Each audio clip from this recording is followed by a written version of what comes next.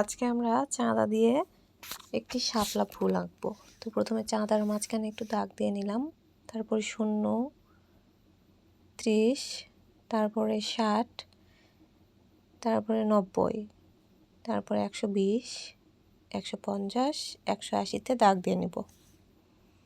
তো দাগ দিয়ে নেওয়ার পরে চাঁদা দিয়ে দুইটা মিলিয়ে দিব।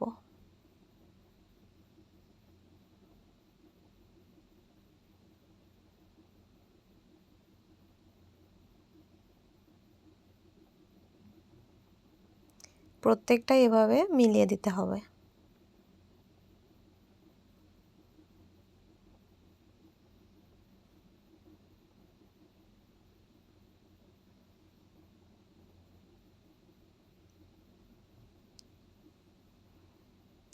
আবার এই দুই পাশটা মিলিয়ে দিব।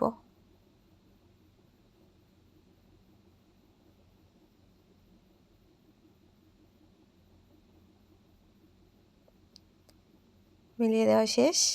উপর পাশে আর দুইটা একটু অ্যাড করব, একটু দেখতে সুন্দর লাগবে তাই। তারপরে নিচের দিকে আরও দুইটা পাপড়ি আমরা অ্যাড করব, একটু যাতে ফুটন্ত মনে হয়। এরপরে আমরা পাতা আঁকবো।